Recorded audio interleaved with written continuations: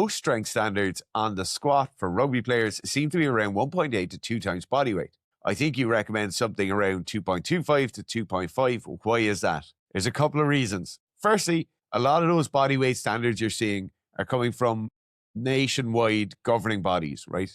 IRFU, RFU, any of these large governing bodies that are looking after an entire country, they have to be able to say, this is what we'd like to see. Or else it's coming from an academy structure where you're giving people a goal or an idea for what a senior level rugby player will be. If you look at something that's like, in our case, we're dealing with people on a one-to-one basis. We're dealing with people, we're talking to you as the individual. We expect a bit more of you. Now, if we take something like a 1.8 times body weight back squat, that means if you're 100 kilos, your back squat, the heaviest you're going to hit as a senior level rugby player is 180 kilos. That's not high enough. Or let's say you're an 80 kilo winger, heaviest you're ever going to squat's 160. The idea that that is the most weight you're ever going to squat in your career as a player who's playing a sport that is more physically demanding than almost any other sport in terms of impacts, you need to be looking higher than that. Now, there are certain idiosyncrasies, there are certain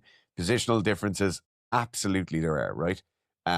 There's going to be higher strength demands on certain players. There's going to be higher strength demands depending on your particular build. Some players, if you're slightly not as physically gifted, are going to have to make up the weight in the weight room. You might have to be slightly stronger, slightly faster, slightly more explosive, slightly more aggressive, and that might be where your edge comes. But in our case, look, getting someone to 2 times body weight back squat's a good thing to do. Getting someone to 2.5 times body weight is going to be an even better thing for their rugby career.